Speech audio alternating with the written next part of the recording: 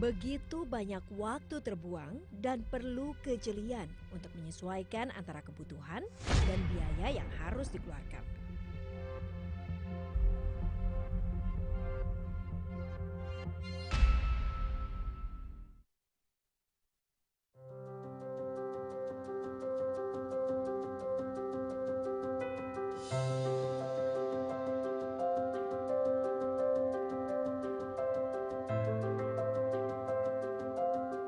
Ketika teknologi digital mengubah dunia semakin praktis dan keruwetan itu tak perlu lagi.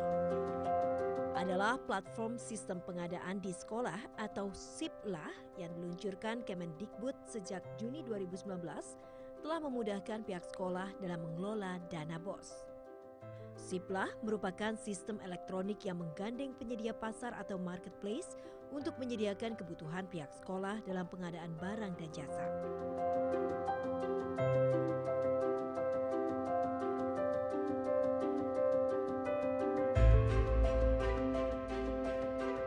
Transaksi lebih cepat dan memudahkan sekolah membuat laporan secara tepat. Penyedia daring pun mendapatkan data pembeli yang terverifikasi, serta kepastian pembayaran non-tunai karena sekolah hanya bisa berbelanja sesuai dana BOS yang tersedia.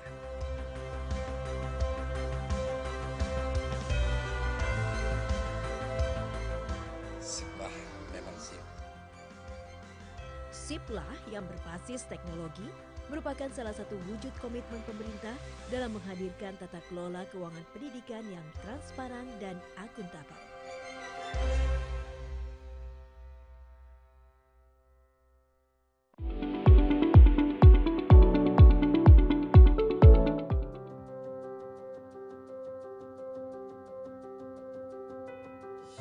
Penggunaan dana BOS untuk tahun 2020 itu menggunakan aplikasi Arkasnya ya dari dinas langsung. Jadi untuk pelaksanaannya, untuk pembayarannya juga alhamdulillah lancar. Kalau untuk offline ya mungkin untuk penyediaan barang dan jasanya mungkin agak lama kali ya, karena kita mencari dari toko dan sebagainya. Kalau untuk online ya melalui SIPLAH dan sebagainya, itu kita untuk penerimaan barangnya itu agak cepat karena kita melalui aplikasi SIPLAH itu. Di sekolah kami di SMP Negeri 3 Sepatan pernah melakukan pembelanjaan barang, salah satunya itu buku sekolah elektronik. Kita hanya pertama kita cari dulu keywordnya, kemudian ketemulah salah satu CV, prosesnya sangat cepat, kita hanya melakukan pemesanan, terus kemudian barang dikirim, kita transfer uangnya, transaksi selesai. Kualitas barang yang kita terima sesuai dengan pesanan yang kita pernah ajukan. Transaksi online dengan menggunakan SIPLAH untuk sekolah itu lebih aman. Oh ya, sangat terbantu dengan SIPLAH, apalagi dengan sistem sekarang untuk pelaporannya dengan menggunakan Arkas dan kemudian BKU juga, kita memang untuk pembelanjaannya kan jadi sifatnya non tunai, kita transfer. Jadi untuk pembukuannya pun lebih gampang lah, pokoknya lebih gampang. Dengan SIPLAH untuk misalkan manipulasi barang fiktif itu kayak mungkin saya pikir nggak mungkin ya Pak ya. Kami dari SMP 2 Sepatan akan mendukung aplikasi SIPLAH karena menghindari pembelian fiktif atau pengeluaran-pengeluaran yang memang tidak diperlukan. SIPLAH memang sip. SIPLAH memang sip. SIPLAH memang sip.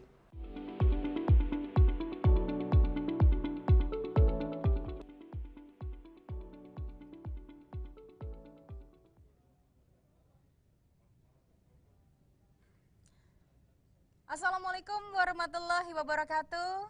Salam sejahtera dan juga selamat siang ya. Ini sudah menuju ke siang hari. Kembali saya Ida Novita dapat hadir di tengah-tengah Anda dan juga menyapa rekan-rekan yang turut hadir dan juga bergabung dalam kanal Zoom. Kali ini masih tetap bersama dengan saya akan membahas mengenai talk show daring sosialisasi SIPLAH 2020.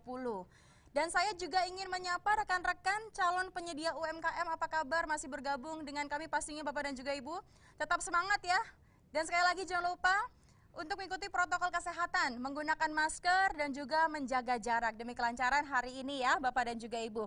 Baik, dan saya juga akan langsung menyapa narasumber yang sudah bergabung, namun sayang sekali kali ini narasumber tidak ada yang hadir di samping saya, melainkan sudah hadir melalui Zoom.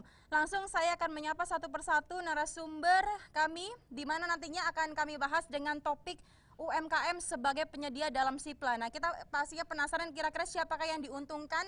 Nanti kita akan bahas dalam sesi ini. Untuk narasumber pertama ada Bapak Daniel Asnur, Sekretaris Deputi Bidang Produksi dan Pemasaran Kemenkop UKM. Selamat siang, Bapak. Selamat siang, Bu. Walaupun kita berjauhan, tapi kita dihubungkan oleh internet. Jadinya tetap dekat. Baik, sudah tersambung Bapak Daniel Asnur. Ya. Dan saya akan sapa kembali narasumber berikutnya, yaitu sudah hadir Bapak Agus Prayitno. Beliau merupakan PLT Direktur Pengembangan Sistem Perizinan Berusaha BKPM. Selamat siang, Bapak. Selamat siang, Assalamualaikum warahmatullahi wabarakatuh. Waalaikumsalam. Kita jauh tapi tetap dekat di hati, Mbak. Terima kasih. Salam buat teman-teman semua yang ada di daerah. Oke. Dan berikutnya Bapak Inyoman Adiarna, PLT Direktur Ekonomi Digital Kemenkominfo. Selamat siang, Bapak. Mohon maaf Bapak, audionya bisa tolong dinyalakan. Mohon maaf kami tidak dapat mendengar suara Bapak. Mohon izin. Bapak Inyoman. Selamat siang, Mbak. Baik. Apa kabar? Sudah terdengar jelas Bapak suaranya. Terima kasih banyak atas invitation-nya. Baik, terima kasih. Dan berikutnya saya akan kembali menyapa ada Ibu Enzelin Saryah, Kepala Seksi Pelaku Usaha Perdagangan melalui Sistem Elektronik Dit Bina Usaha dan Pelaku Distribusi Kemendak. Selamat siang Ibu, apa kabar? Selamat siang Bapak Ibu semua, terima kasih atas waktu yang diberikan. Semoga kita semua sehat-sehat. Amin, baik. Dan menuju ke narasumber berikutnya terakhir di segmen ketiga ini sudah hadir Ibu Endang Suwartini. Beliau merupakan Direktur IKM Logam, Mesin Elektronika dan Alat Angkut, Dijen Industri Kecil, Menengah, dan Aneka Kemenperin. Selamat siang Ibu. Mohon izin Bapak. Saya menggantikan Ibu Endang, Bapak Agus. Bu Moderator. Ya. Selamat siang, terima kasih sudah mengundang kami. Mohon maaf saya menggantikan Ibu Endang berhubung dengan acara yang bersamaan sehingga saya menggantikannya. Terima kasih Mbak, terima kasih semuanya. Baik, terima kasih. Oke, ini kita langsung saja kembali. Saya akan jelaskan sedikit mengenai sesi talk show di segmen ketiga ini. Kepada seluruh narasumber akan kami berikan kesempatan masing-masing untuk menyampaikan topik pembahasannya, yaitu 10 menit Bapak dan juga Ibu. Nanti setelah itu kembali saya turut mengundang Bapak dan juga Ibu dimanapun Anda berada untuk aktif memberikan pertanyaan kepada narasumber. Kalau boleh sekalian ditujukan untuk Bapak siapa atau Ibu siapa, di kolom komentar Zoom Anda, nanti kami akan pilih dan akan langsung kami sampaikan kepada narasumber sehingga bisa langsung dijawab. Untuk itu mungkin langsung kami berikan kesempatan kepada perwakilan dari Kemenkop UKM untuk bisa memberikan topik pembahasan.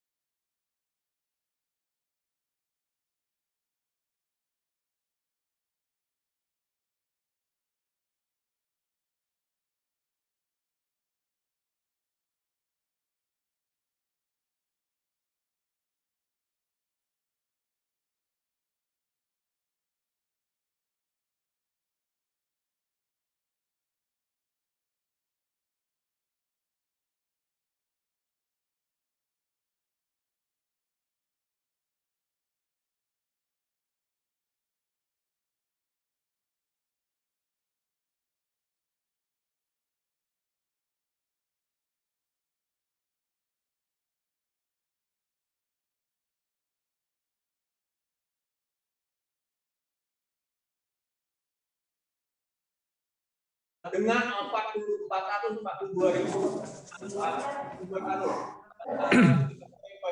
pengadaan barang sekolah didik pengguna.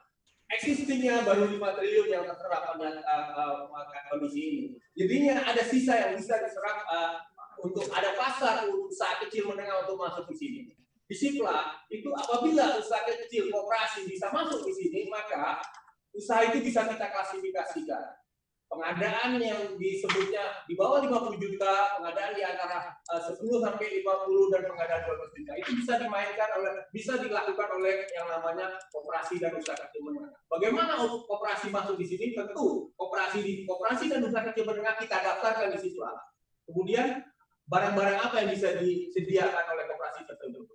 Dengan persyaratan-persyaratan yang sudah disebutkan oleh narasumber terdahulu. 6 prinsip itu kita ikuti. Artinya koperasi ini badan usaha. Kemudian, bagaimana kita mengangkat koperasi ke atas? Tentu kita dinas koperasi dan dinas yang lain yang membidangi usaha kecil menengah harus tidak segan-segan, tidak bosan-bosannya untuk membina agar koperasi ini bisa on board di sistem bisnis Islam. Ini sama yang kita lakukan. Bagaimana kita merebut usaha kecil menengah dan koperasi merebut barang-barang yang ada di pengadaan pemerintah. Ini yang salah satu yang harus kita lakukan Bapak Ibu sekalian. Sekali lagi, koperasi bisa main di Sipla dan UMKM karena terbuka untuk umum semua, untuk menghindari yang seperti tadi. Kalau sudah mainnya di sistem digitalisasi, maka transparansi itu perlu dilakukan. Lanjut Pak. Baik, lanjut. Oke, kalau kita lihat penyedia itu ada perorangan dan badan hukum. Perorangan UMKM, usaha kecil mikro menengah bisa masuk di sini, Bapak Ibu sekalian. Badan hukum itu adalah koperasi. Koperasi pasti bisa masuk di sini. Tadi kan sudah jelas bahwa yang bisa main di Sipla adalah penyedia perorangan badan hukum. Tapi kalau koperasi masuk di sini, jangan koperasi diminta SIUP. Itu yang bermasalah di kita. SIUP tidak ada di koperasi. Koperasi adanya badan hukum. Itu sama yang kita lakukan di pengadaan barang pemerintah di LKPP. Ada teman dari LKPP di sini juga bisa koreksi kalau tidak. Kalau koperasi diminta SIUP itu mengada-ngada namanya. Jadi itu yang kadang-kadang itu yang menghambat kita. Artinya kalau kita bangga dengan buatan Indonesia dan produk itu bisa dipakai di sekolah, tentu itu kita akan larinya ke koperasi dan usaha kecil menengah agar mereka juga terangkat di masa pandemi ini. Lanjut Pak. Kalau kita rekomendasikan Bapak Ibu sekalian, ada beberapa layer yang kita bisa masuk. Seperti pengadaan dinilai di bawah 10 juta. Itu mikro dan kecil yang kita coba tangkap di sini. Jadinya makanan, minuman, souvenir itu bisa di mikro. Jangan yang besar main di sini, itu akan berebut nanti. Kemudian kalau pengadaan yang di Sipla ini di antara 10 juta sampai 50 juta itu kecil menengah bisa main di sini. Artinya ada kelas-kelas yang bisa kita tayangkan untuk main di Sipla. Apabila ada pengadaan 50 sampai 200 juta tentu menengah dan koperasi masuk di sini. Seperti furniture, alat berat, komputer. Artinya koperasi bisa mengadakan itu sebenarnya. Ya. Kemudian kalau di atas itu tentu menengah dan koperasi seperti alat peraga, kesehatan dan segala macam. Kita juga bisa mensupport di sini koperasi ada UKM seperti contoh barang-barang peraga di pertanian, cangkul, dan segala macamnya itu bisa kita lakukan di koperasi. Artinya koperasi dan UMKM kalau akan masuk ke Sipla tentu akan mengikuti persyaratan-persyaratan yang ada di Sipla. Oke, lanjut. Ayo kita kolaborasi. Jadi ya kalau kita ingin barang-barang koperasi dan UMKM ini main di Sipla dan itu diambil oleh sekolah yang akan menguntungkan ekonomi di sekitar dan ekonomi sekolah, maka kita harus berkolaborasi. Seluruh dinas ini harus ikut bagaimana caranya mengangkat koperasi dan usaha kecil menengah ini di Sipla. Diharapkan dinas-dinas setiap provinsi atau kabupaten kota dapat mendorong UMKM binaannya mendaftar pada aplikasi Sipla, sekaligus menjadi konsumen produk-produk UMKM pada sekolah di daerah masing-masing. Contohnya begini, kalau ada satu sekolah di wilayahnya ada yang bisa menyediakan peralatan seperti kursi dan segala macamnya, tentu koperasi atau usaha kecil menengah tersebut dimasukkan ke Sipla. Jadinya sekolah yang di dekat situ akan mendapat support barang juga dari ekonomi di sekitar, UKM di sekitarnya. Jadi harganya itu tidak akan mungkin bisa lebih tinggi. Kalau misalnya dikirim dari luar Jawa atau itu tuh akan tinggi. Tapi kalau di sekitar daerah masing-masing memasukkan UKM dan kooperasinya ke dalam sistem sipla, saya rasa itu tidak akan terjadi harga yang tumbang tinggi dan ekonomi di daerah situ akan berputar.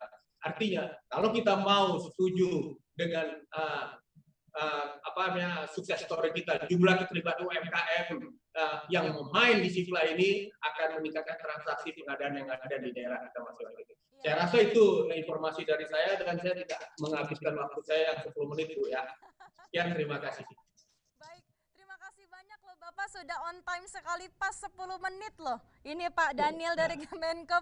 Bahkan menariknya dengan potensi yang besar ini UMKM bisa mendapatkan kemudahan dari sipla ya Bapak ya. Luar biasa ya, Bapak. Baik, untuk itu langsung saja berikutnya kami persilakan kepada narasumber berikutnya, itu perwakilan dari BKPM. Untuk itu langsung saja boleh langsung disampaikan topik pembahasannya pada siang hari ini Bapak. Mohon izin.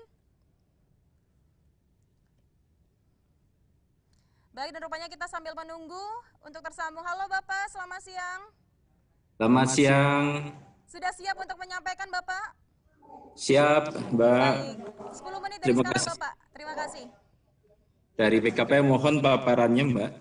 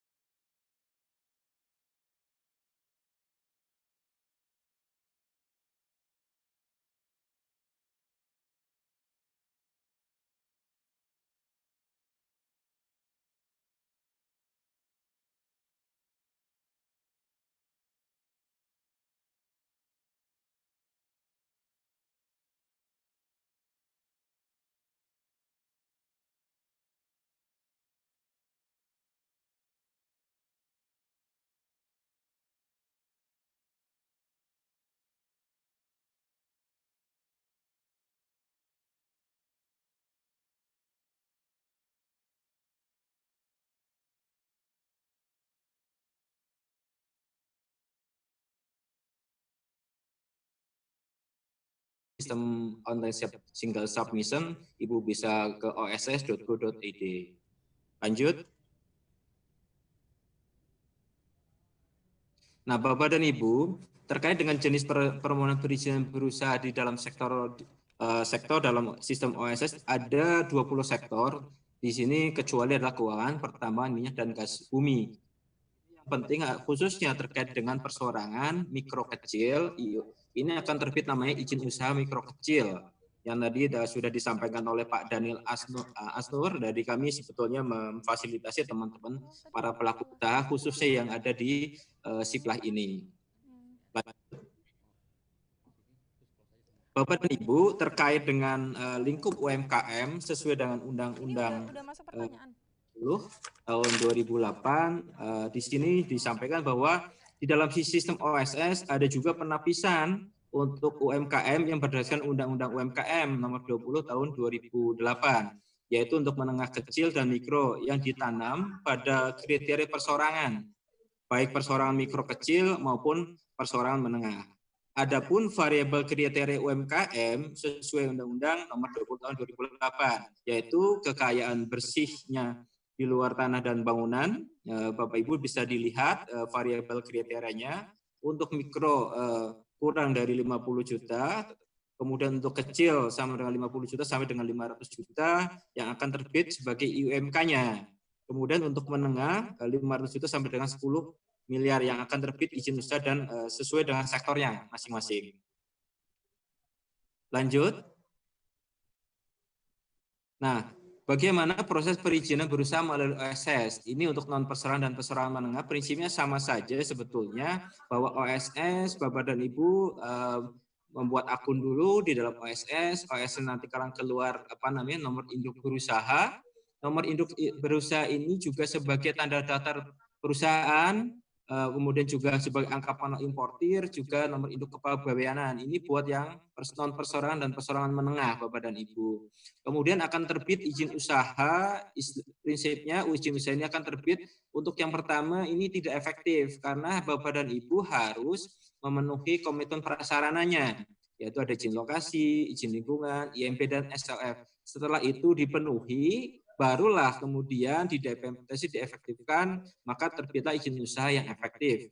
Setelah itu Bapak dan Ibu, para pelaku usaha mengurus izin operasional komersial sesuai dengan yang dipersyaratkan teknisnya dan akan keluarlah izin yang efektif ketika persyaratan sudah terpenuhi semuanya. Lanjut.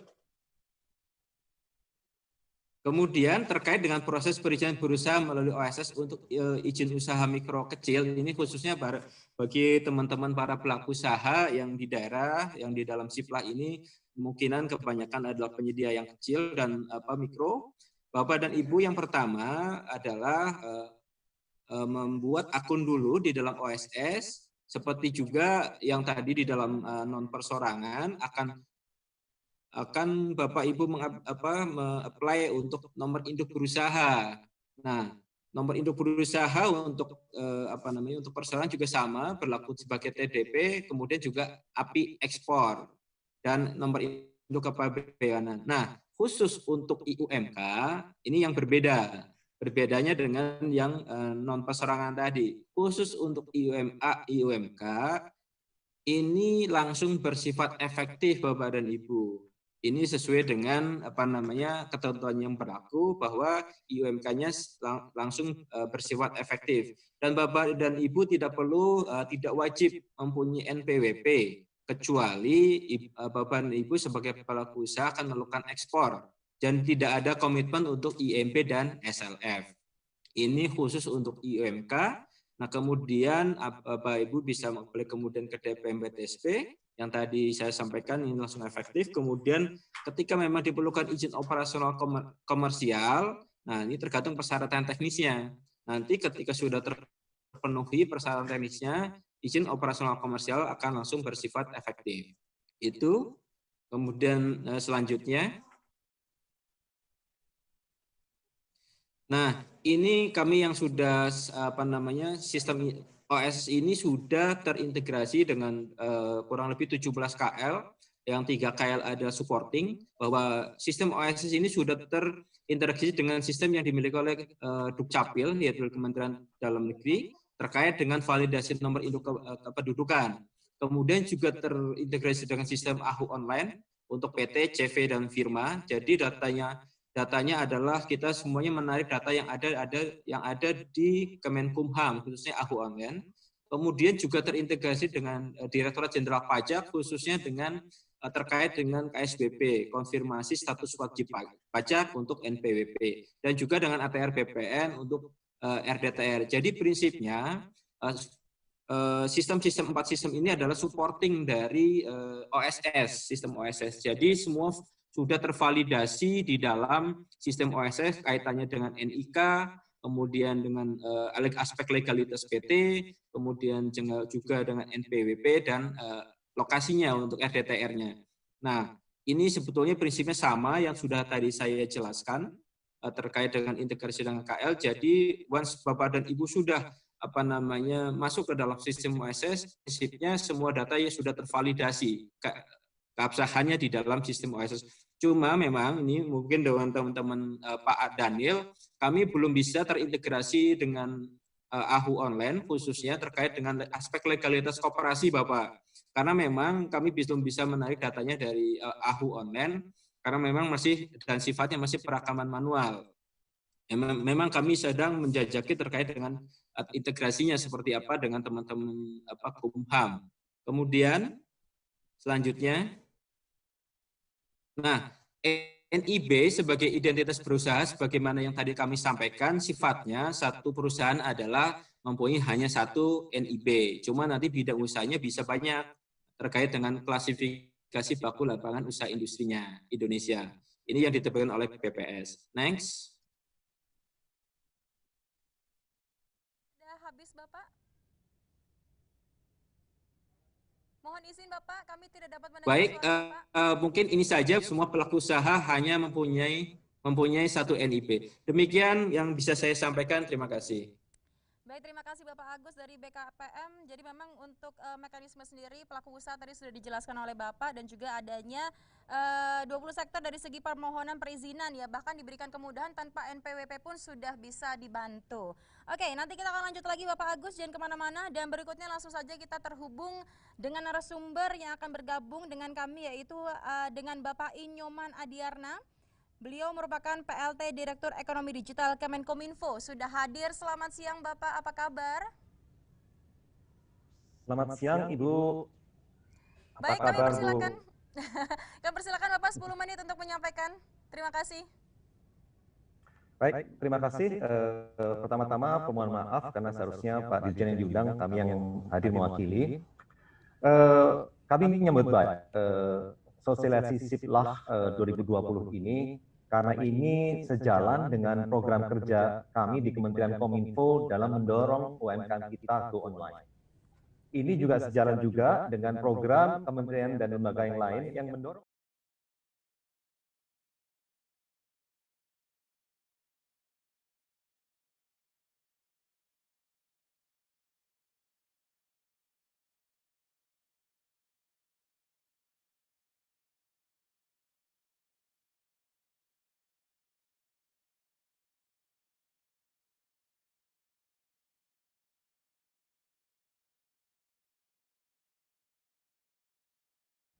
Ya. Mungkin bisa langsung disampaikan saja.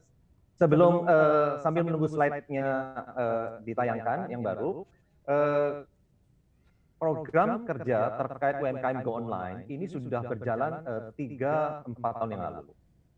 Dan sudah banyak pencapaian yang kami lakukan ini dalam suatu namanya Gerakan Nasional UMKM Go Online. Ini kami bekerja sama dengan Kementerian Koperasi, Kementerian Perdagangan, Kementerian Perindustrian, ya, dan Kementerian lembaga lain. Tujuannya adalah agar makin banyak UMKM kita yang go online. Ada tahapan-tahapannya, ya. Yang pertama itu adalah onboarding. Jadi bagaimana UMKM yang selama ini berjualan secara offline, dia bisa masuk menjadi berjualan secara online. Tahapan berikutnya adalah, ini semua ada di RPJMN, sudah ditetapkan di RPJMN, termasuk kepada kami, Kementerian Kominfo dan Kementerian Koperasi, adalah mendorong setelah online, setelah onboarding, mereka harus active selling, harus berjualan secara aktif ya. Karena kita bekerjasama dengan marketplace, platform digital. Pada umumnya kalau 3 bulan atau sekian bulan tidak aktif, itu mereka akan dihapus di platform digital. Tahapan berikutnya yang lebih lanjut lagi adalah mendorong UMKM itu untuk terus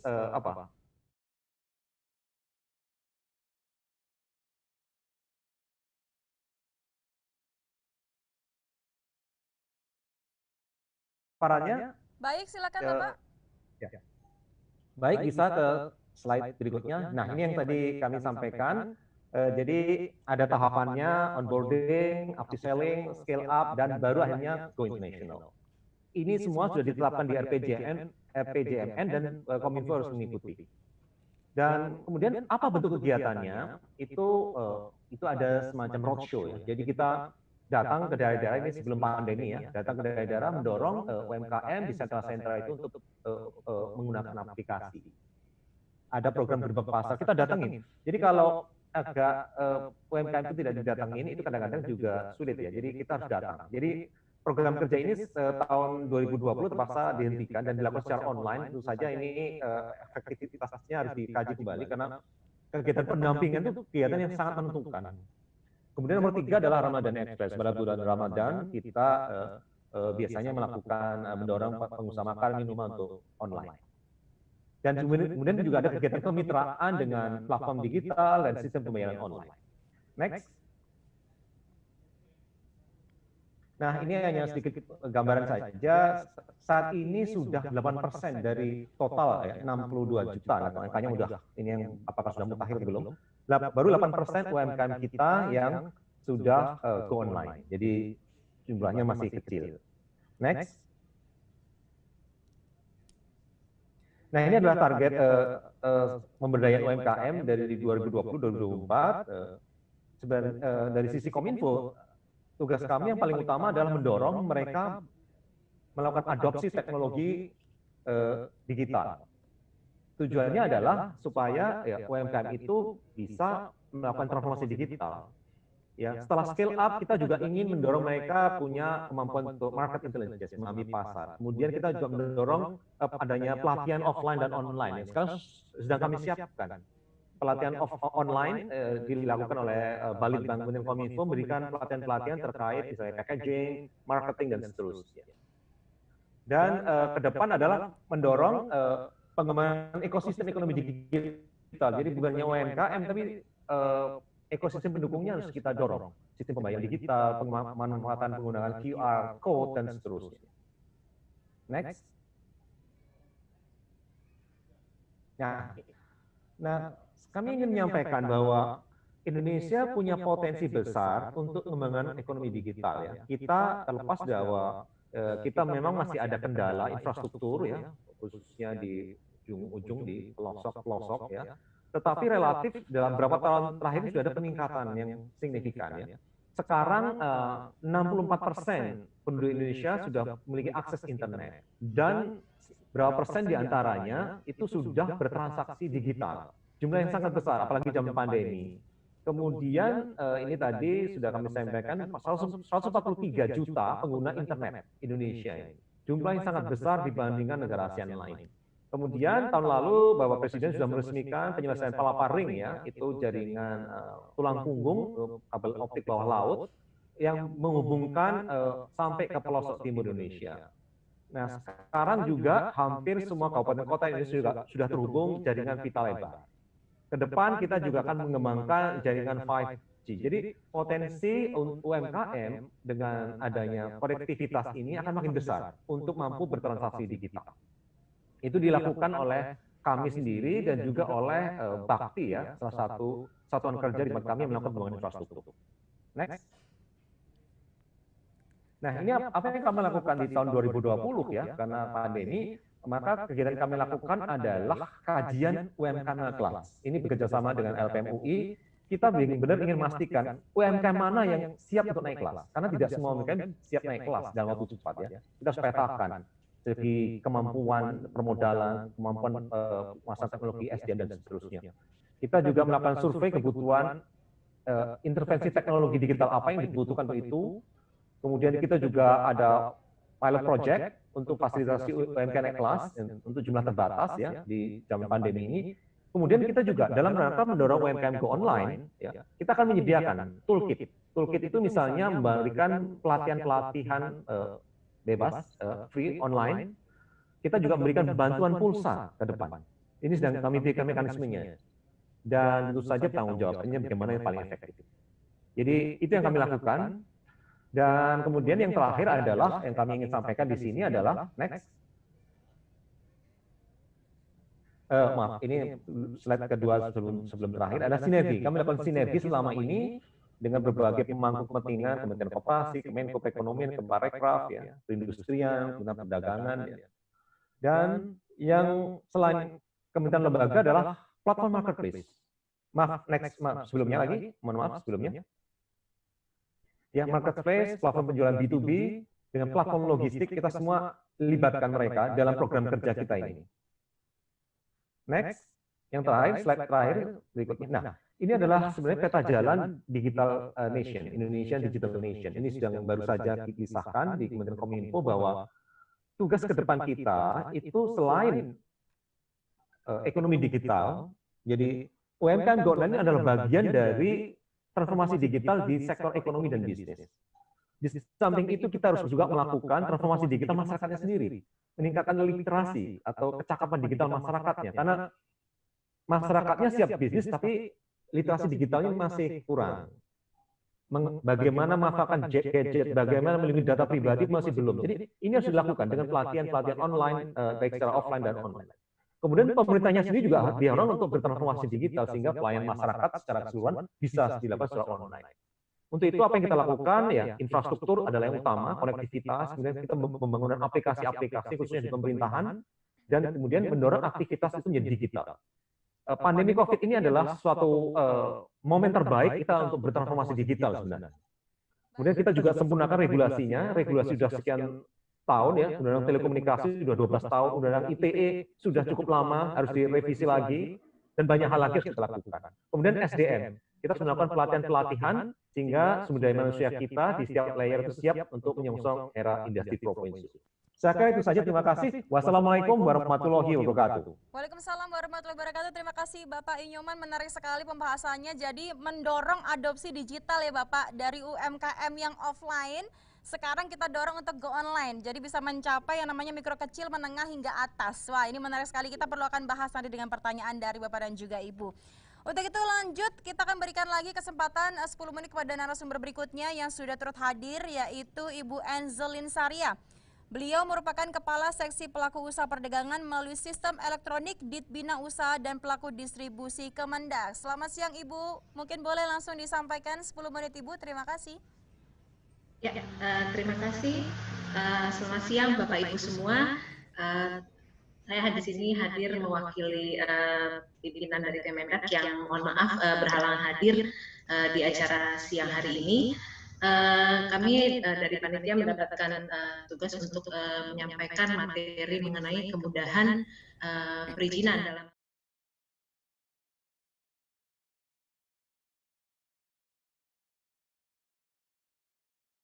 untuk paparannya halaman berikutnya. Untuk aktivitas perdagangan melalui sistem elektronik atau yang kita kenal dengan e-commerce ini, pemerintah telah mengeluarkan aturan PP nomor 80 tahun 2019 tentang perdagangan melalui sistem elektronik. Tujuan utama dari pengaturan PP 80 ini adalah untuk menciptakan consumer trust dan consumer confidence yang dipercaya. Dengan terciptanya kedua kondisi ini, maka dengan sendirinya akan meningkatkan pertumbuhan e-commerce itu sendiri. Selain tujuan utama tadi untuk menciptakan consumer trust dan consumer confidence, PPPMSE ini juga ditujukan untuk memberikan kepastian dan perlindungan hukum bagi para pihak yang terlibat dalam transaksi e-commerce, kemudian memberikan pengutamaan dan perlindungan terhadap kepentingan nasional dan UMKM, memberikan kesempatan berusaha bagi semua pihak, serta memberikan equal playing field yang sama antara pelaku usaha offline dengan online, kemudian juga antara pelaku usaha tradisional dengan pelaku usaha yang modern yang bergerak, pelaku usaha asing dan juga pelaku usaha lokal. Nah, di dalam PP ini pelaku usaha e-commerce dibagi menjadi 3, yaitu pertama adalah pedagang. Pedagang ini adalah para pelaku usaha yang berdagang online dengan memanfaatkan sarana yang sudah disediakan oleh PPMSE, penyelenggara perdagangan melalui sistem elektronik.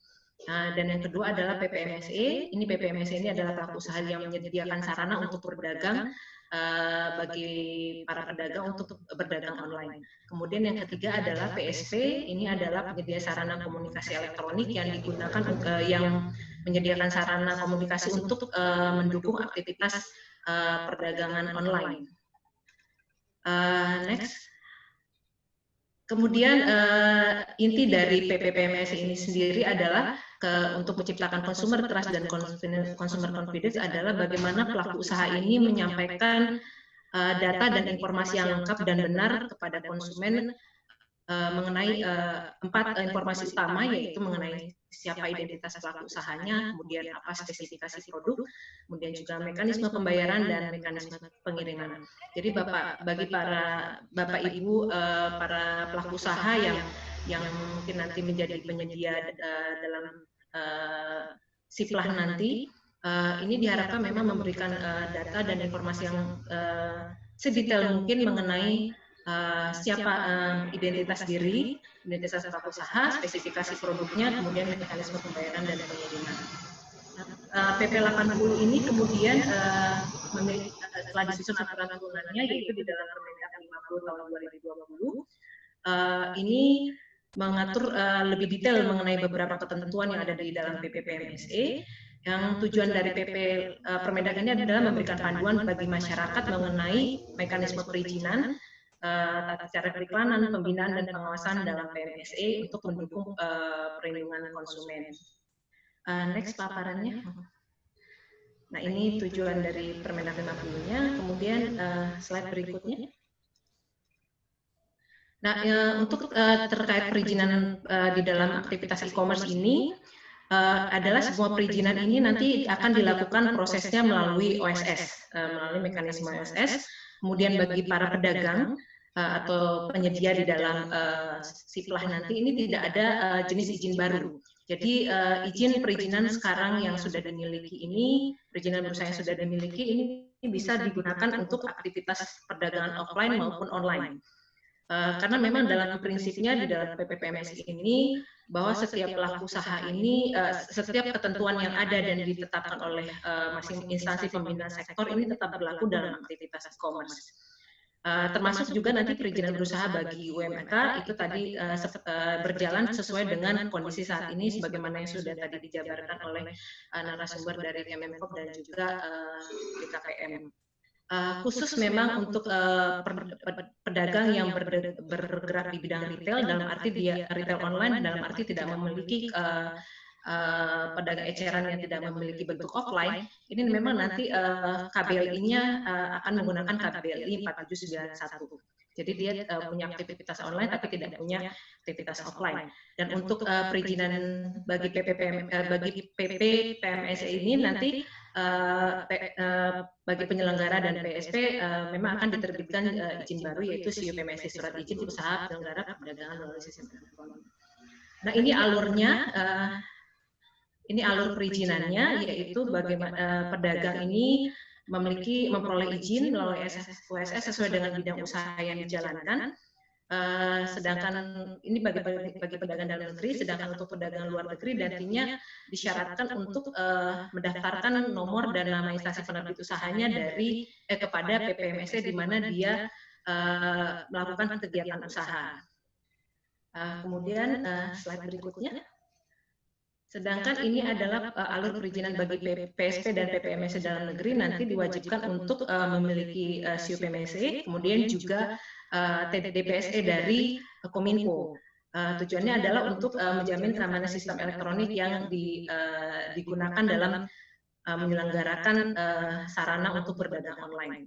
Untuk PPMSE luar negeri ini juga dikenakan kewajiban untuk perizinan berusaha, tapi dengan syarat PPMSE luar negeri tersebut telah memenuhi kriteria bertransaksi dengan lebih dari 1.000 konsumen, mengirim lebih dari 1.000 paket, dan ketika sudah memenuhi kriteria tersebut, PPPMSE ini wajib menunjuk KP3A, Kantor Perwakilan Perdagangan melalui Sistem Elektronik, dan sama dengan kewajiban PPPMSE dalam negeri, ini PPPMSE luar negeri juga wajib memiliki TDPSE dari Kominfo. Slide berikutnya. Ini adalah beberapa poin yang harus disiapkan oleh pelaku usaha untuk dalam aktivitas e-commerce. Bagi pelaku usaha PPMSE dan PSP, selain memiliki SIU PMSE dan juga TDPSE untuk persyaratan perizinan, mereka juga harus menyiapkan program-program yang ditujukan untuk mendukung promosi dan peningkatan daya saing produk dalam negeri. Ini syarat ini memang merupakan syarat utama juga dalam aktivitas e-commerce, persyaratan bagi PPMSE dan PSP, karena tujuan utama dari pengaturan e-commerce ini adalah bagaimana mendukung pelaku usaha lokal kita untuk bisa berjaya di dalam e-commerce. Oleh karena itu kami sangat mengapresiasi sekali kegiatan Siplah ini, sosialisasi Siplah ini yang memang sangat membantu dan para pelaku usaha lokal kita untuk bisa berpartisipasi dalam kegiatan e-commerce di Indonesia. Kemudian selain program-program tadi juga platform tadi PPMSE dan PSP juga diharapkan menyediakan fitur fasilitas yang menghubungkan halaman OSS. Jadi bagi pedagang atau merchant yang menggunakan akses dalam memperoleh akses ke OSS untuk bisa mengurus persyaratan perizinannya. Kemudian juga menyimpan data dan menyediakan ada kewajiban menyediakan layanan konsumen. Untuk pedagang sendiri, tadi kewajibannya adalah memiliki izin usaha sesuai dengan bidang usaha yang dijalankan dari masing-masing KL. Kemudian juga memastikan bahwa barang yang diperdagangkan ini tidak bertentangan dengan ketentuan perundang-undangan. Karena prinsipnya tadi bahwa semua ketentuan yang berlaku secara offline juga berlaku secara online. Sedangkan untuk pelaku usaha luar negeri juga kurang lebih sama peraturannya, kewajibannya, dan untuk khusus bagi pelaku usaha luar negeri yang telah memenuhi kriteria yang tadi ditetapkan sebelumnya, ini memang wajib menunjuk KP3A tadi. Kemudian juga sama tetap menyiapkan program-program yang ditujukan untuk mendukung pelaku usaha dalam negeri, pelaku usaha lokal, kemudian juga menyediakan layanan pengaduan konsumen dan juga diwajibkan untuk menyampaikan pelaporan data. Mungkin itu yang bisa disampaikan. Terima kasih. Baik, terima kasih. Jadi memang Kemendak ini mendukung sekali untuk perdagangan online ya Ibu Enzelin, dengan memberikan kemudahan dari segi sarana untuk pedagang, lantas sarana komunikasi elektronik yang pastinya pelaku usaha Bapak dan juga Ibu itu harus memberikan data atau informasi yang detail ya. Betul Ibu Enzelin ya, seperti itu? Iya, betul. Baik, terima kasih. Dan kita akan lanjut lagi untuk narasumber berikutnya, narasumber yang terakhir. Dikarenakan Ibu Endang Suwartini tidak dapat hadir, maka diwakilkan. Untuk itu langsung saja perwakilan dari Kemenperin, kami memberikan waktu 10 menit dari sekarang Bapak. Terima kasih banyak. Terima kasih Bu atas waktunya. Selamat siang. Assalamualaikum warahmatullahi wabarakatuh. Yang terhormat para narasumber, para panitia kegiatan webinar dalam rangka setelah ini. Bapak Ibu sekalian, kami mohon maaf menggantikan Ibu Direktur sehubungan dengan beliau ada kegiatan yang sama sehingga memberikan waktu ke saya untuk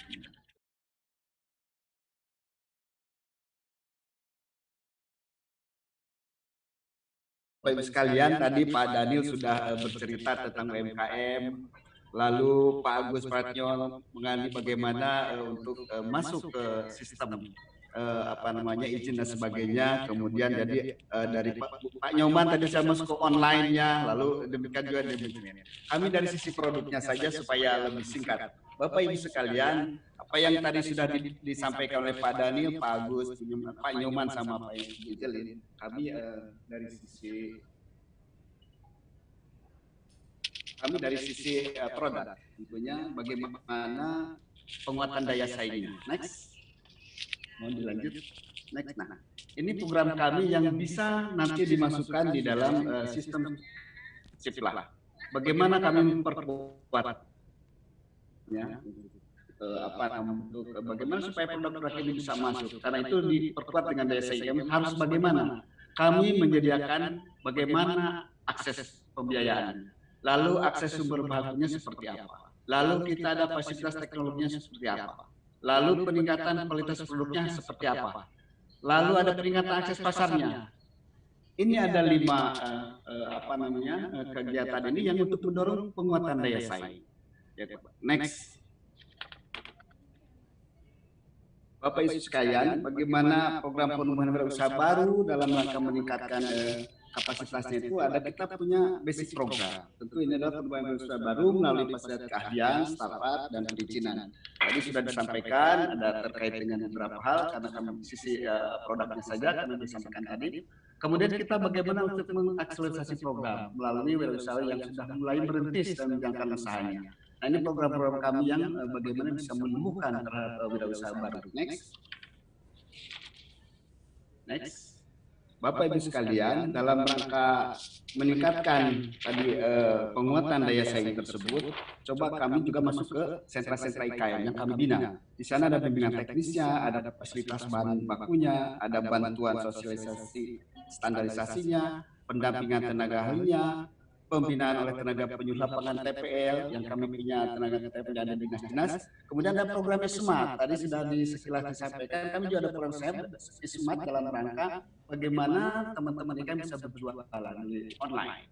Nah, kami punya program itu, tujuannya untuk apa? Smart ini adalah bagaimana kami punya data yang lengkap dalam big data supaya kami bisa menindaklanjuti apa yang kesulitan-kesulitan teman-teman dalam rangka melakukan penjualan melalui online. Bapak Ibu sekalian, dalam rangka menindaklanjuti ini kami mendukung tentang gerakan Bangga Buatan Indonesia. Nah, oleh karena itu kami coba masuk di dalam kegiatan-kegiatan, semuanya ada di sini. Hashtagnya semua di sini. Nah, ini adalah pelaku-pelaku IKM yang bisa kita angkat, tarik supaya bisa masuk di dalam rangka menindaklanjuti kegiatan-kegiatan Bangga Buatan Indonesia. Tentu saja bahwa bagaimana produk-produknya IKM ini supaya lebih unggul. Kami sudah sampaikan tadi, kita kasih fasilitasnya, kita kasih bimbingannya, kita kasih pelatihan dan sebagainya supaya lebih bagus. Bapak Ibu sekalian, produk-produk yang kami sampaikan di dalam semuanya ada di sini adalah semua pelaku-pelaku yang terrangkum di dalam kegiatan-kegiatan produk-produk dalam makanan dan minuman, ada produk herbal, ada alat kesehatan, olahraga, ada fashion, ada olahan kopi, ada olahan bambu, kosmetik dan sebagainya. Ini banyak sekali yang kita libatkan dalam 15 kelompok industri. Bapak Ibu sekalian, tentu ini adalah dalam rangka mendukung Bangga Buatan Indonesia melalui semuanya ada di sini. Bapak Ibu sekalian, nah tentunya ini kita pbb.smart.id. Nah ini dalam rangka bagaimana menindaklanjuti dari Indonesia ini terhubung secara online dengan marketplace, sosial media maupun WhatsApp sehingga memudahkan konsumen menjangkau produk IKM yang kita bina. Bapak Ibu sekalian, supaya programnya juga next di halaman 9-nya. Next. Supaya kita sustainability programnya terus berjalan, kita coba melakukan pendampingan konsisten terhadap untuk menjaga konsistensi terhadap IKM dalam rangka e-commerce ini, kita melakukan pendampingan. Lalu kita melakukan bimbingan teknis, terus tune up dan scale up. Nah ini selalu kita lakukan. Untuk apa? Supaya produk-produknya ini terus terjaga dan lebih bagus. Next, Bapak Ibu sekalian, next. Nah, inilah barang-barang yang atau kami referensikan sebagai yang bisa dimasukkan dalam aplikasi RKS yang terhubung dengan IKM barang dari kayu dan kulit yang bisa dimanfaatkan oleh para kebutuhan di sekolah melalui SIPLA.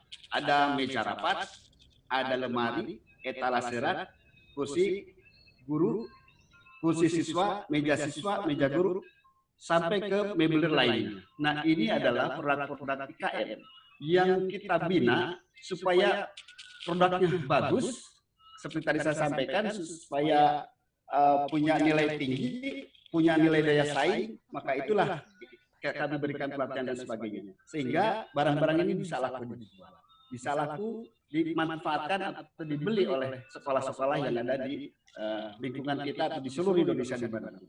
Next. Nah, kemudian ini ada manajemen melalui IKM Kerajinan dan Industri Aneka. Ini binaan kami yang mungkin bisa dimanfaatkan oleh SIPLA atau pemanfaatan yang dimanfaatkan oleh sekolah-sekolah. Ada ballpoint, alat tulis ya, kemudian ada pensil, ada kapur tulis, lalu di peralatan sekolah kantor ada stempel kayak brosur, busur, dexpen, materai. Nah ini lalu di alat olahraga ada bola kaki dan seterusnya, ada satelot, ada raket, ada net, ada meja pingpong dan sebagainya. Kemudian alat waktu, kita juga buat jam, alat edukasi, jadada ponsel dan kubus kreatif. Nah ini semua kita buat oleh teman-teman IKM. Lalu selanjutnya di peralatan gambar, ada pensil, ada krayon, ada kuas, next. Ada balon, ada lilin, ada mainan dan sebagainya. Lalu kemudian di sandang dan kulit. Ini produk-produk yang dibuat oleh IKM. Ada pakaian adat, ada pakaian olahraga, ada pakaian muslim, ada sepatu dan alas kaki, kaos kaki, dan sampai ke sarung, bantal, dan hoodie.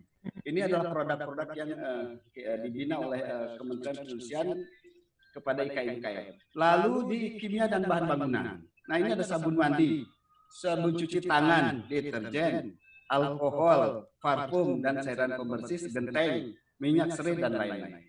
Lalu next, di telematika.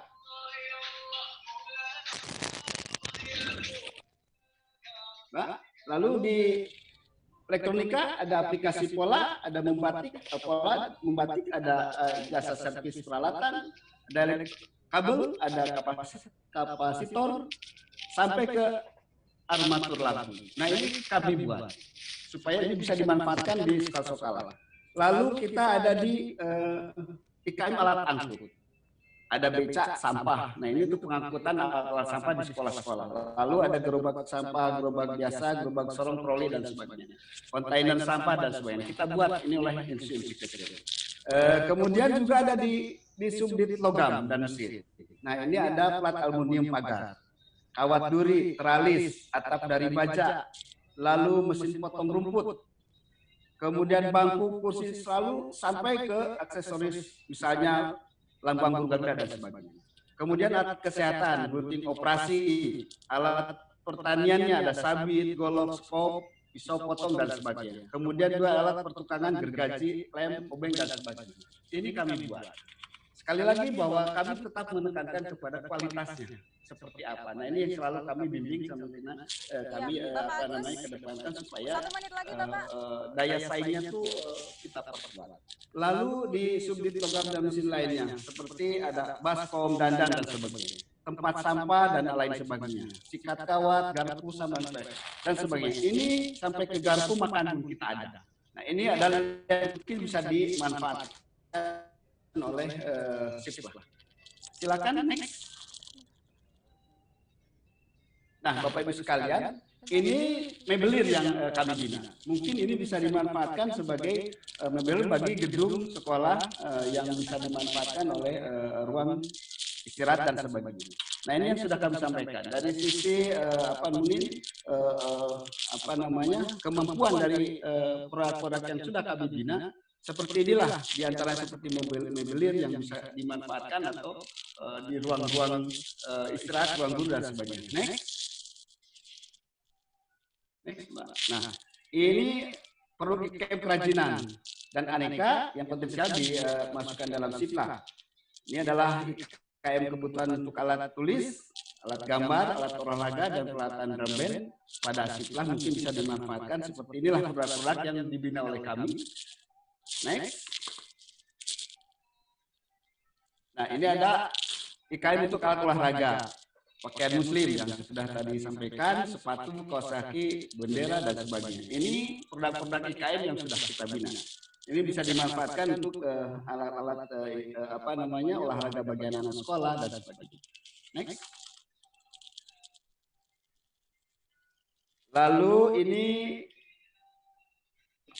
IKM yang dapat masuk kebutuhan cairan pembersih, sabun cuci tangan, bahan bangunan, batu bata, dan sebagainya. Ini yang bisa kami dorong untuk bisa masuk di kebutuhan-kebutuhan sekolah. Next. Nah, ini contoh produk IKM, elektronika, telematika yang potensial, yang bisa juga masuk ke dalam siplah, seperti lampu penerangan jalan raya, ada smart farming, ada modul praktikum, kemudian ada untuk meja belajar, artificial intelligence termasuk sini. Terus ada rantex, ada lampu LED. Ini semua buatan IKM yang bisa dimanfaatkan sebagai penerangan dan sebagainya yang bisa dimasukkan di siplah.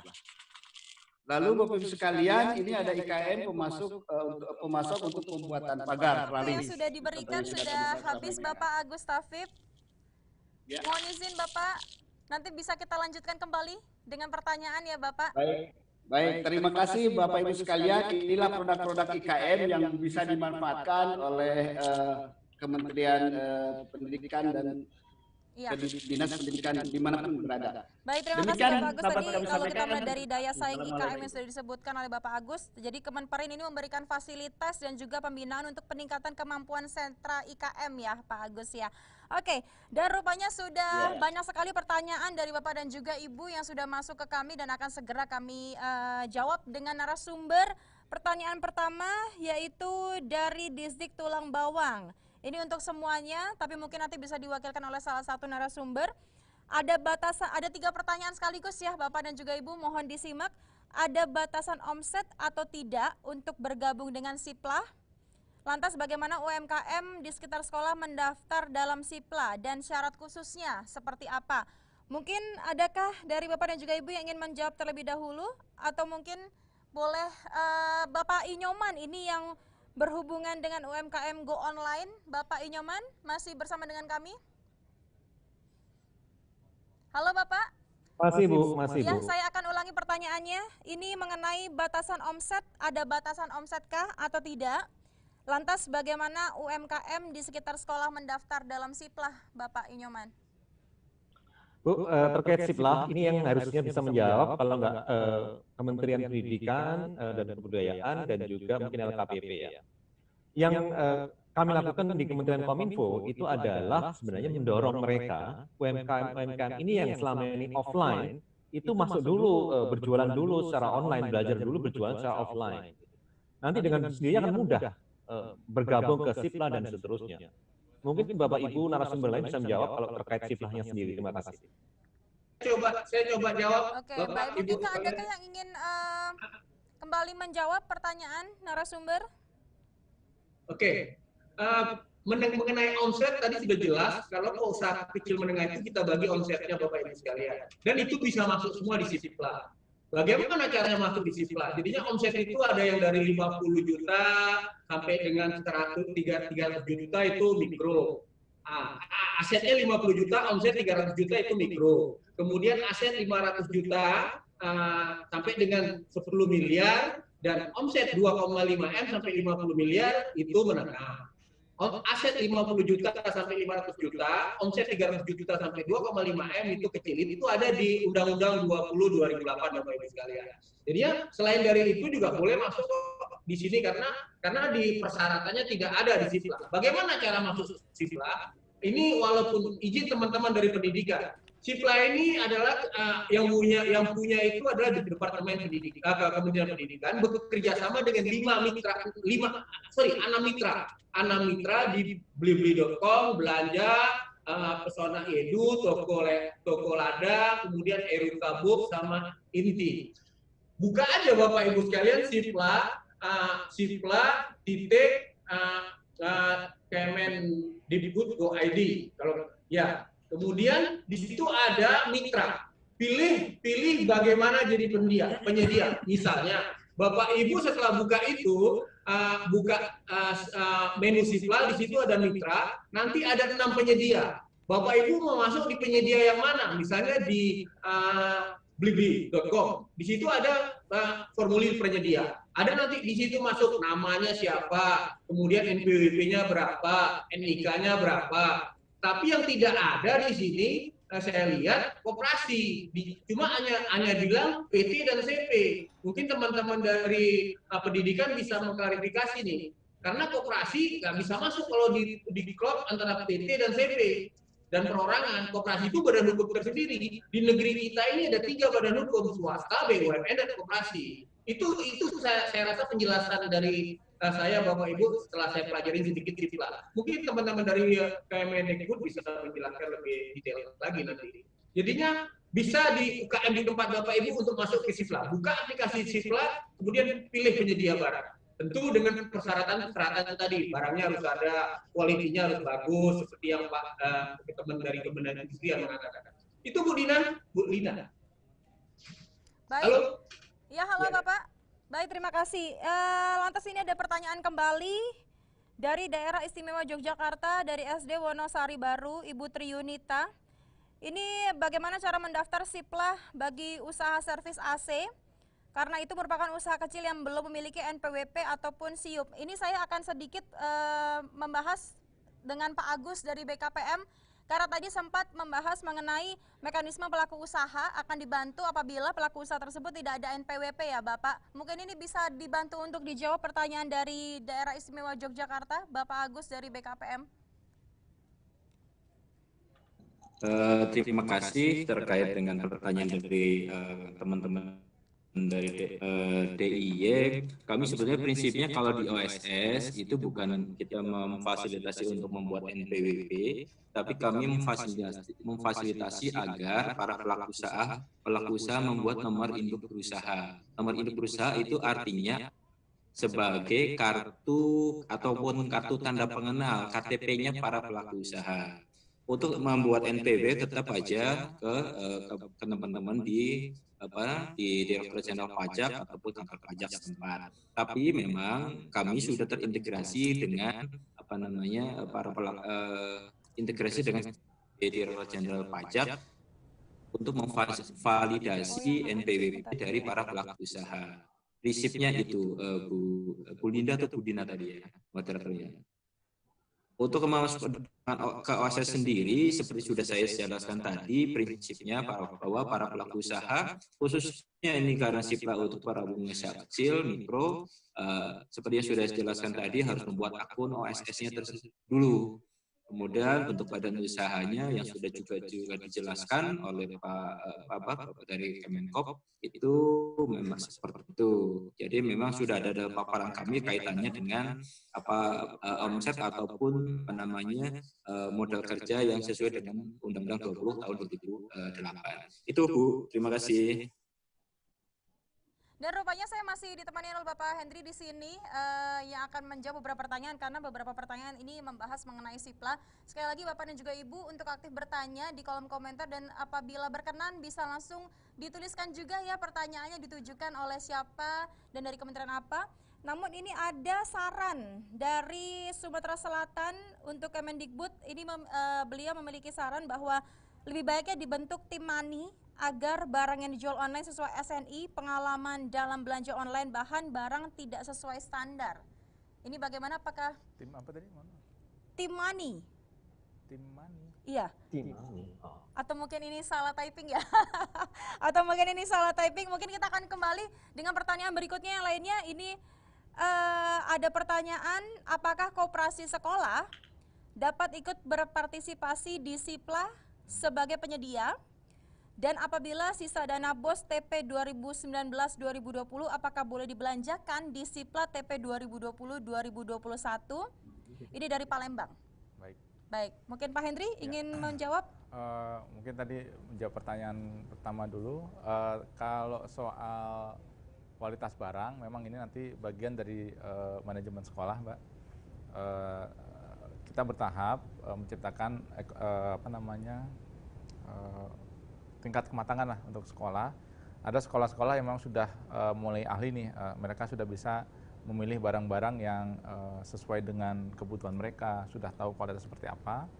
Ada yang memang sekolah-sekolah yang baru tahu, oh ternyata sekarang harus belanja online nih. Nah memang ini butuh bertahap, makanya kita menggandeng semua kementerian.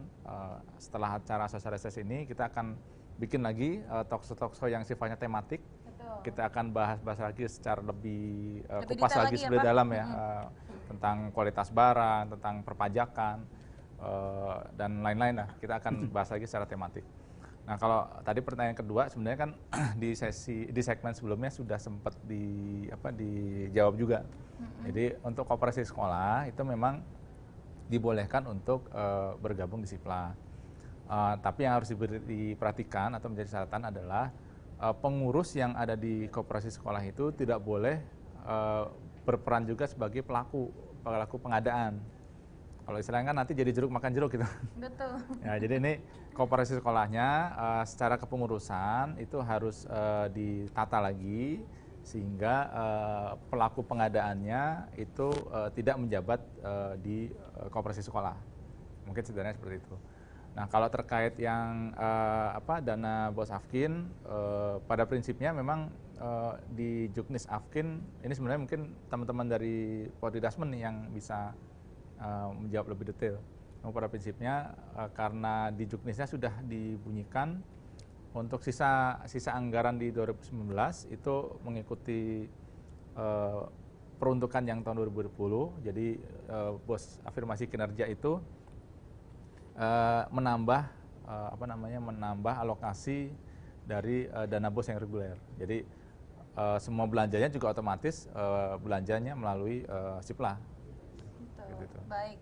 Oke, dan rupanya ini kalau saya baca juga banyak sekali pertanyaan dari SIPLA, tapi sebelum nanti kita akan closing untuk segmen 3 ini, mungkin adakah yang ingin disampaikan Ibu Enzelin Saria dari Kemendak mengenai programnya atau seperti apa yang ingin disampaikan, Ibu? Dikarenakan memang pertanyaannya banyak sekali mengenai SIPLA tadi seperti yang Bapak Henry bahas, nanti kita akan kulik lagi lebih dalam ya Bapak ya di segmen-segmen berikutnya. Mungkin dari Ibu Enzelin ada yang ingin disampaikan, Ibu? Terima kasih Mbak. Mungkin tadi sedikit pertanyaan mengenai service aset tadi. Jadi kalau memang pelaku usahanya ini masih level mikro kecil, ya mungkin pengurusan izin usahanya bisa melalui memperoleh IUMK. Untuk untuk list SIP kegiatan usaha yang ada menggunakan SIUP itu nanti bisa dilihat di Permendak 64 tahun 2020. Di situ ada list kegiatan usaha apa saja yang menggunakan SIUP. Namun tadi kembali lagi kalau masih levelnya mikro kecil dan ingin berpartisipasi dalam SIPLA, mungkin perizinan usahanya bisa dengan memperoleh IUMK. Terima kasih. Terakhir, terima kasih sudah mengundang pada acara ini. Mari Bapak Ibu pelaku usaha ikut berpartisipasilah di dalam SIPLA ini, karena ini adalah peluang bagi Bapak Ibu semuanya yang diberikan oleh Kementerian Pendidikan agar Bapak Ibu bisa go online dan meningkatkan skala usaha, skala bisnis Bapak Ibu melalui aktivitas e-commerce. Mungkin itu Mbak yang bisa disampaikan. Terima kasih. Ibu. Dan satu lagi boleh ya kesimpulan dari Bapak Agus Tafib, mungkin sedikit saja Bapak kesimpulan untuk hari ini. Bapak Agus. Mohon maaf Bapak Agus, kami tidak dapat mendengar suara Bapak. Mungkin mute-nya boleh di... Baik. Oke. Ya, terima kasih Bapak Ibu sekalian. Tentu apa yang sudah dipaparkan tadi oleh para narasumber, khususnya bagi IKM yang ingin ikut di SIPLA ini, syarat-syaratnya agak dilengkapi supaya bisa masuk ke SIPLA ini. Tentu kami dari Perindustrian akan selalu membantu teman-teman IKM dalam rangka meningkatkan daya saing ini, berbagai kegiatan kami dukung. Demikian barangkali Ibu yang mungkin bisa kami sampaikan. Baik, terima kasih sekali lagi kami ucapkan kepada seluruh narasumber yang sudah hadir dan juga memberikan paparannya pada segmen ketiga ini. Sekali lagi terima kasih Bapak Daniel Asnu dari Kemenkop UKM, lalu berikutnya Bapak Agus Prayitno dari BKPM, berikutnya Bapak Inyoman Adiarna dari Kemenkominfo, Ibu Enzelin Saria dari Kemendak, dan juga Bapak Agus Tafib dari Kemenperin. Dan itulah tadi singkat kami jelaskan mengenai UMKM sebagai penyedia dalam SIPLA. Dan sekali lagi pasti nanti kita akan segera kembali lagi di segmen terakhir, yaitu segmen 4. Kalau tadi kita bicara mengenai UMKM dan keuntungannya, lantas bagaimana dengan mitra SIPLA? Nah, nanti kita akan bahas di segmen terakhir dengan menghadirkan kembali narasumber tersebut. Untuk itu jangan kemana-mana, dan pastinya acara ini masih tetap bisa disaksikan melalui kanal YouTube di SIPLA Kemendikbud, lalu televisi edukasi. Nanti kita akan segera kembali Bapak dan juga Ibu, jangan kemana-mana, tetap bersama dengan kami. Terima kasih. Terima kasih. Terima kasih. Selamat siang. Terima kasih.